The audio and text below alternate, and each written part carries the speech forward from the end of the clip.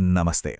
भारत की सबसे बड़ी एयरलाइन इंडिगो पर हाल ही में एक बहुत बड़ा संकट आ गया। इतना बड़ा कि देश भर में हवाई यात्रा जैसे रुक सी गई। तो सवाल यही है कि आखिर ऐसा हुआ क्यों?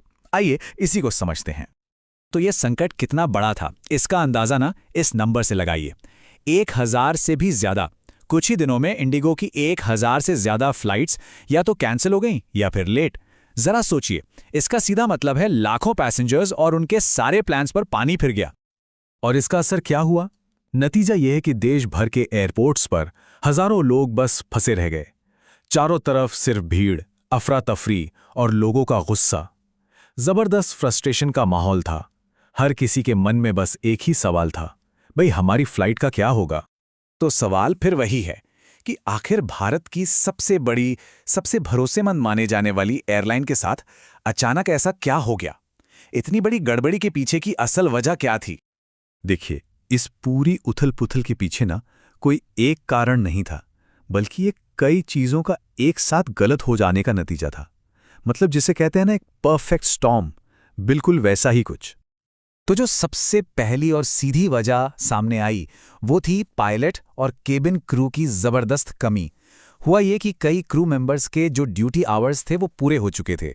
बहुत से लोग या तो इतनी थकान में थे कि उड़ ही नहीं सकते थे, या फिर उन्होंने सिक लीव ले ली थी। लेकिन रुकिए, बात सिर्फ क्रू की कमी की नहीं थी।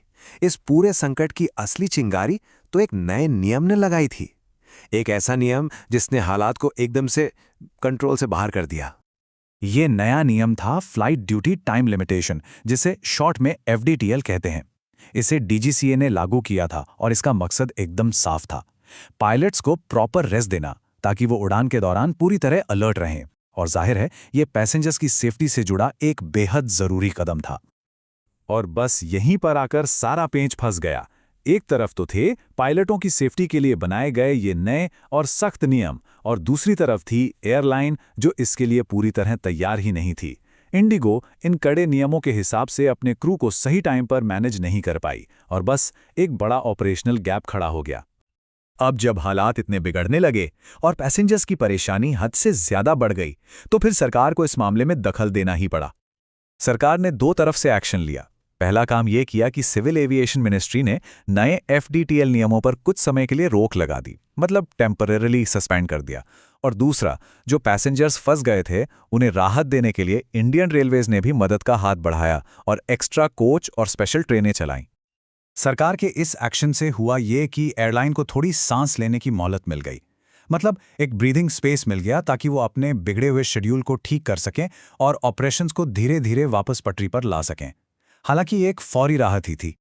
तो चलिए अब आगे बढ़ते हैं और ये समझने की कोशिश करते हैं कि इस पूरे मामले से सिर्फ इंडिगो ने ही नहीं, बल्कि पूरी की पूरी एविएशन इंडस्ट्री ने भविष्य के लिए क्या सबक सीखा है। तो इस पूरे क्राइसिस का सबसे बड़ा टेक अवे क्या है? वो ये कि एक एयरलाइन सिर्फ हवाई जहाज़ों से नहीं चलती, बल्कि अपने क्रू के दम पर चलती है। और क्रू मैनेजमेंट में हुई एक जरा सी चूक का नतीजा कितना बड़ा हो सकता है, ये इस घटना ने हम सबको साफ साफ दिखा दिया। तो भविष्य में ऐसी नौबत दोबारा ना आए, इसके लिए इंडिगो को एक मजबूत लॉन्ग टर्म प्लान पर काम करना ही होगा। इसमें क्रू की ट्रेनिंग पर ज्यादा ध्यान देना होगा, पायलट और केबिन क्रू की भर्ती बढ़ानी होगी और सबसे जरूरी बेहतर प्लानिंग के साथ FDTL जैसे नियमों का पालन पक्का करना होगा। और आखिर में ये पूरा मामला हमें एक बहुत बड़े और जरूरी सवाल के सामने लाकर खड़ा कर देता है। सवाल ये है कि पैसेंजर्स की सुविधा और क्रू की सेफ्टी, इन दोनों के बीच एक सही बैलेंस कैसे बनाया जा सकता है। ये वो चुनौती है जिसका जवाब सिर्फ इंडिगो को नहीं, बल्कि पूरी एविएशन इंडस्ट्री को मिलकर खोजना होगा।